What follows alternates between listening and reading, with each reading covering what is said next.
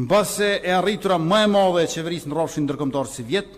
ka qenë marrëveshja bazike e datës 27 shkurt ndërmjet Kosovës dhe Serbisë, bashkë me aneksin e zbatimit të datës 18 mars. Në qeveritë kaluara flitej për ndarjen e Kosovës dhe nënshkruheshin marrëveshje të dëmshme për Kosovën, që ishin edhe